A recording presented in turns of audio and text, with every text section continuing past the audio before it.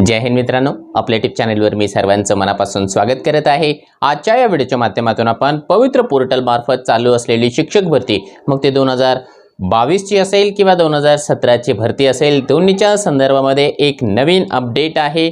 पवित्र पोर्टलच्या ऑफिशियल वेबसाईटवर एक न्यूज बुलेटिन या ठिकाणी प्रसिद्ध करण्यात आलेला आहे।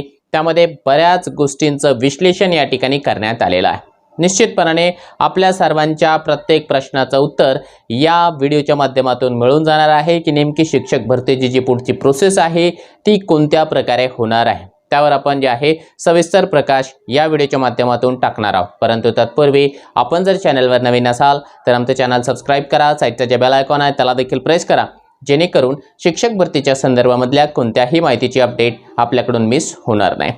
चला तर मित्रांनो, बघूया एक एक करून जे काही महत्त्वाच्या अपडेट्स आहेत त्या सर्वच्या सर्व अपडेट्स।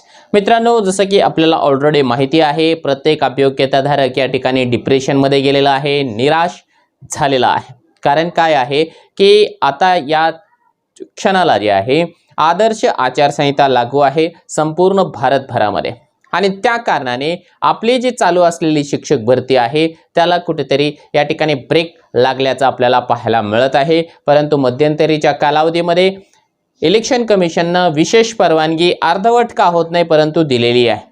ज्या ज्या इलेक्शनच्या डिपार्टमेंटमध्ये म्हणजे ज्या ज्या लोकसभेच्या क्षेत्रामध्ये मतदानाची प्रक्रिया पार पडलेली आहे त्या ठिकाणी जॉईनिंग देण्याला कोणत्याही प्रकारचं या ठिकाणी अडथळा येऊ नये किंवा जॉईनिंग तुम्ही देऊ शकता अशा प्रकारचं या ठिकाणी परमिशन इलेक्शन कमिशनने दिली। त्याच्यानंतर जे आहे आयुक्त कार्यालयाच्या वतीने तसं पत्र प्रत्येक जिल्ह्याच्या मुख्य कार्यकारी अधिकारी आणि शिक्षण अधिकारी यांना देखील निर्गमित करण्यात आलेला आहे। आता त्याच्यानंतरची प्रोसेस काय, हा महत्त्वाचा प्रश्न होता। त्यावरती कालच्या तारखेला जे आहे 25 एप्रिल 2024 ला एक पत्र नाही न्यूज बुलेटिन प्रसिद्ध करण्यात आलेला आहे। त्यामधली जी पहिली सूचना आहे त्यावरून आपल्याला काय लक्षात येत आहे तर त्यांनी असं सांगितलं की दिनांक 25/2/2024 रोजी जाहीर करण्यात आलेल्या निवड यादीमधील अभियोग्यताधारकांना यथाशीघ्र नियुक्ती आदेश देण्याच्या संदर्भामध्ये माननीय केंद्रीय निवडणूक आयोग यांनी प्रत्यक्ष मतदान झालेल्या ठिकाणातील नियुक्तीबाबत कारवाई करण्यास दिलेली परवानगी विचारात घेता माननीय प्रधान सचिव ग्रामविकास विभाग यांना विनंती करण्यात आली असून त्याप्रमाणे सर्व संबंधित मुख्य कार्यकारी अधिकारी जिल्हा परिषद यांना त्यांच्याकडून निर्देश दिले जात आहेत। एक चांगली गोष्ट ही झालेली आहे, जसं की मागचं जे पत्र निघालं होतं आयुक्त कार्यालयाच्या वतीने त्याच्यानंतर बरेच अभियोग्यताधारक आपल्या आस्थापनेच्या ठिकाणी गेले, त्या ठिकाणी त्यांनी डिमांड केली परंतु त्यांना जे आहे ढकलाढकलीचं उत्तर या ठिकाणी देण्यात आलं। त्याच्यानंतर ही एक चांगली बाब घडताना दिसत आहे की जे ग्रामविकास विभागाचे सचिव आहेत त्यांच्या मार्फत पुन्हाच एकदा जे आहे प्रत्येक जिल्हा परिषदेचे सीईओ असेल किंवा सीओ असेल यांना वेगळ्या प्रकारे निर्देश दिले जात आहेत। यावरून आपण एक गृहीत धरू शकतो की जे पुन्हा इलेक्शन कमिशनच्या परवानगीनंतर ही जॉईनिंगला डिले करत होते, टाळाटाळ करत होते, त्यांना जे आहे पुनश्च एकदा जर आदेश मिळाला तर निश्चितपणाने ते आपली जी काही प्रोसेस आहे ते यथाशीघ्र करण्यासाठी प्रयत्न करतील। म्हणजे एक पॉझिटिव्ह गोष्ट आहे नवनियुक्त शिक्षकांकरिता, म्हणजे ज्यांचं निवड यादीमध्ये नाव आहे त्या उमेदवारांकरिता। 2 नंबरची जी सूचना आहे, पहिल्या फेरीमधील कारवाई सुरू असतानाच पुढील निवड फेरी घेण्याच्या दृष्टीने सर्व नियमांचे पालन करून प्रशासकीय प्रक्रिया करण्यात येत आहे।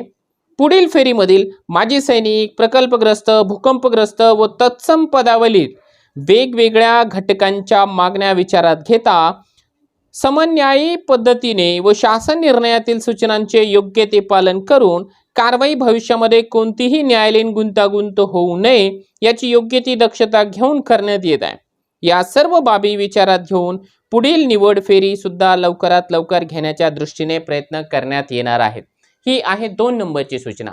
कारण ज्यांची निवड झाली त्यांची संख्या फक्त 11,085 आहे, परंतु ज्यांची निवड होऊ शकलेली नाहीये त्या उमेदवारांची संख्या 2,05,000 आहे। मग त्या 2,05,000 उमेदवारांचा प्रश्न आहे पुढे नेमकं काय, पुढचं राऊंड नेमकं कधी, तर त्या संदर्भामध्ये ही जी सूचना आहे सूचना क्रमांक 2 ती महत्त्वाची आहे।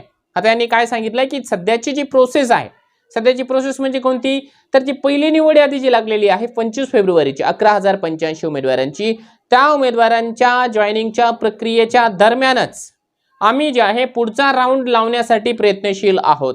म्हणजे हे सर्वच्या सर्व उमेदवार यदा कदाचित जॉईन जरी नाही झाले तरी देखील पुढचा राऊंड लागू शकतो, ही एक पॉझिटिव्ह गोष्ट आहे. कारण काही जिल्हा परिषदेचा जो कारभार आहे तो फारच ढिसाळ प्रकारचा आहे. त्या ठिकाणी नियुक्ती फार उशिरा देखील मिळू शकते. मग तसं जर झालं तर पुढच्या राऊंडला या ठिकाणी जे आहे कोणत्याही प्रकारची अडचण येणार नाही. आता पुढचा राऊंड नेमका कोणता असेल तर त्या संदर्भामध्ये देखील एक या ठिकाणी सूचना स्पष्टपणाने नाही, परंतु जे आहे ज्या पद्धतीने त्याने सांगितलेलं आहे त्यावरून आपल्याला लक्षात येत आहे की हॉरिझॉन्टल कन्व्हर्टेडचा पुढचा राऊंड लागू शकतो. कारण त्यांनी काय सांगितलेलं आहे की जे प्रकल्पग्रस्त आहे, माजी सैनिक आहे, भूकंपग्रस्ताच्या जागा किंवा खेळाडूंच्या जागा, जे काही उमेदवार उपलब्ध होऊ शकलेले नाही त्या जागा आम्ही कन्वर्ट करण्यासाठी प्रयत्न करत आहोत किंवा त्याची प्रक्रिया आहे ती प्रक्रिया आम्ही करत आहोत. मग ही प्रक्रिया जी आहे हॉरिझॉन्टल कन्व्हर्टेड राऊंडचीच असणार आहे. मॅक्झिमम पॉसिबल आहे की दोन्हीच्या दोन्ही याद्या देखील सोबत लावल्या जाऊ शकतात, काहीही त्याला अडचण येऊ शकणार नाही. दोन्ही याद्या म्हणजे कोणत्या? हॉरिझॉन्टल कन्व्हर्टेडची यादी आणि त्यातल्या त्यात आपली जी काही मुलाखतीची यादी आहे, 1ली ते 12वी वर्गाची मुलाखतीची यादी, ती देखील एकत्रितपणाने लावली जाऊ शकते. काही जणांना संभ्रम असेल तर पहिल्यांदा जे आहे अगोदर कन्व्हर्टेड हॉरिझॉन्टल कन्व्हर्टेडची यादी कंप्लीट होणार, इंटरनली कन्वर्ट होणार, कंप्लीट होणार, परंतु ती पब्लिश होणार नाही आणि लगेच जे आहे अगदी हार्डली 2 दिवसांमध्ये मुलाखतीची यादीची प्रोसेस कंप्लीट करून दोन्हीच्या दोन्ही याद्या ॲट अ टाइम या ठिकाणी प्रसिद्ध केल्या जाऊ शकतात. त्यामध्ये जे आहे आश्चर्य व्यक्त करण्यासारखं काहीच नाही. त्याच्यामुळे काही लोकांना जर का संभ्रम असेल ही यादी लागेल किंवा नाही, एकच यादी अगोदर लागेल, तर तसा विचार करण्याची आवश्यकता नाहीये. दोन्ही याद्या ॲट अ टाइम लागू शकतात. आता ही प्रक्रिया कधी होईल एक्झॅक्टली तर लक्षात घ्या, इलेक्शन कमिशनने ज्या पद्धतीने परवानगी दिलेली आहे त्यांच्या परवानगीमध्ये एक गोष्ट लक्षात आलेली आहे की तुमच्या जिल्ह्यामध्ये जर इलेक्शनची प्रक्रिया पार पडली असेल, मतदानाची प्रक्रिया पार पडली असेल तर तुमच्या जिल्ह्यावरून आचारसंहिता जी आहे ती हटली जाते.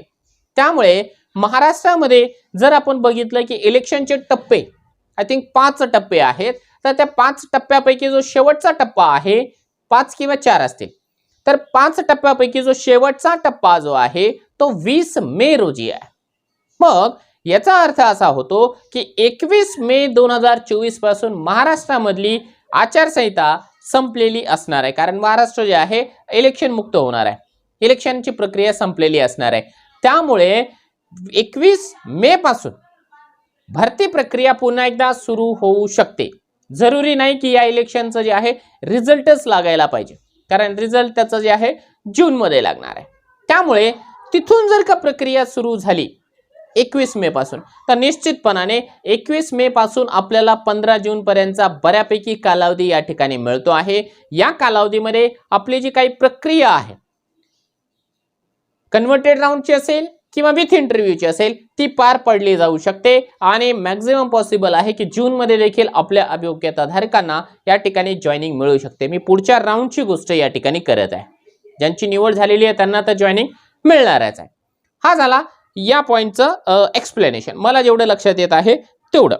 3 नंबरला त्यांनी काय सांगितलं होतं, हा प्रश्न थोडासा दुर्लक्षित होता 3 नंबरच्या सूचनेमध्ये, परंतु त्यांनी या ठिकाणी उल्लेख केलेला आहे. ही महत्त्वाची गोष्ट आहे.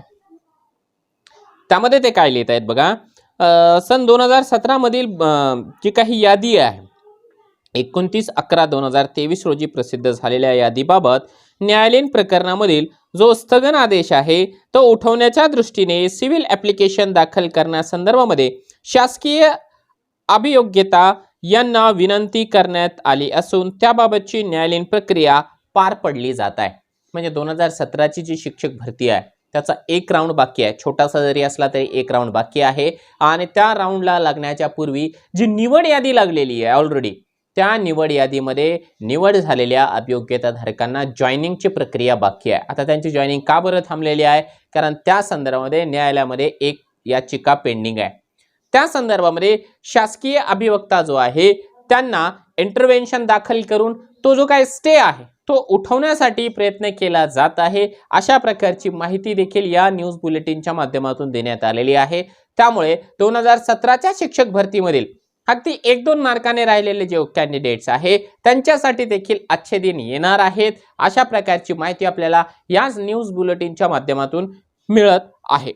त्यानंतरची जी सूचना आहे, उर्वरित भरती प्रक्रिया तसेच भरती प्रक्रियेमधील अन्य अडचणी दूर करण्याचा प्रयत्न प्रशासनाकडून सतत केला जात आहे. म्हणजे याच्यानंतर कोणत्याही प्रकारच्या अडचणी येऊ नये यासाठी आयुक्त कार्यालय असेल, शासन असेल किंवा प्रशासन असेल यांच्या वतीने प्रयत्न केला जात आहे. कारण वेगवेगळ्या याचिका या ठिकाणी पडत आहेत, वेगवेगळ्या चित्रविचित्र मागण्या करणारे निवेदन देखील आयुक्त कार्यालयामार्फत पोहोचत आहेत. आता मी त्याचं एक्सप्लेनेशन या ठिकाणी करणार नाही की नेमकं कोणकोणत्या मागण्या केल्या जात आहेत, परंतु ज्या उमेदवाराला मनाला जे वाटेल त्या पद्धतीच्या काही मागण्या या ठिकाणी आयुक्त कार्यालयापर्यंत पोहोचत आहे. खऱ्या अर्थानं त्याला कोणत्याही प्रकारचा आधार नसतो, रेफरन्स नसतो, तसं होणं शक्य नसतं. नियमबाह्य कारवाई करण्यासाठी बरेच जण जे आहे शासन प्रशासनावर दबाव टाकतात, परंतु जे नियमात आहे फक्त तेवढ्याच मागण्या या ठिकाणी मान्य केल्या जाऊ शकतात. समजदार को इशारा काफी आहे. यानंतरची पुढची सूचना बघा, या भरती प्रक्रियेमध्ये सुरुवातीपासून काही मंडळी कोणतीही अधिकृत माहिती नसताना तसेच प्रशासकीय कार्यपद्धती, निर्णय प्रक्रिया अथवा नियम याची जुजबी माहिती सुद्धा नसताना स्वतःच्या मनाने काही संभ्रम निर्माण करण्याचा प्रयत्न करीत असल्याचे दिसून येत आहे. त्यांच्यापासून सावध राहावे. लक्षात घ्या, बरेच जण जे आहे सोशल मीडियाच्या माध्यमातून, मग सोशल मीडिया म्हटल्यावर यूट्यूब पासून टेलिग्राम, व्हॉट्सअप, इंस्टाग्राम, फेसबुक सगळ्याच गोष्टी आलेल्या आहेत. त्याच्या माध्यमातून चुकीची माहिती किंवा संभ्रम निर्माण करणारी माहिती अभियोग्यताधारकांपर्यंत पोहोचवण्याचा प्रयत्न वारंवार करत आहेत, जाणून बुजून करत आहेत. अशा लोकांपासून सावध राहण्याचा इशारा देखील या ठिकाणी दिलेला आहे. सध्याच्या घडीला कोणत्याही प्रकारच्या वेगळ्या काही अपडेट्स नाही आहेत, त्यामुळे अपडेट्स खऱ्या अर्थाने ऑफिशियली नसताना देखील काही जण जाणून बुजून अपडेट्स देत असतील तर निश्चितपणाने ते कुठेतरी जे आहे संभ्रम निर्माण करण्यासाठी प्रयत्न करत असतील, असं यांचं मत आहे.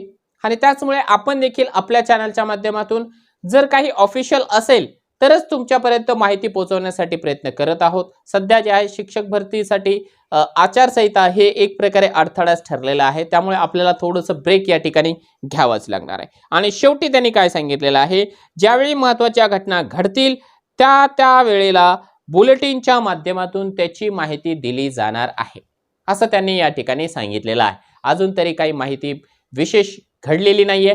जे काही घडणार आहे किंवा जी प्रक्रिया या ठिकाणी सुरू आहे त्या प्रक्रियेची माहिती या ठिकाणी देण्यात आलेली आहे न्यूज बुलेटिनच्या माध्यमातून. त्यामुळे मित्रांनो, आता येणारे काही 1-2 आठवड्यानंतर आपल्या सर्वांना जे आहे निश्चितपणाने पुढच्या राऊंडचे वेध लागलेले असणार आहे. आदर्श आचारसंहिता हटलेली असणार आहे आणि त्यामुळे आपल्या सर्वांना निश्चितपणाने या ठिकाणी जे काही ड्रीम जॉब आहे ते मिळणार आहे.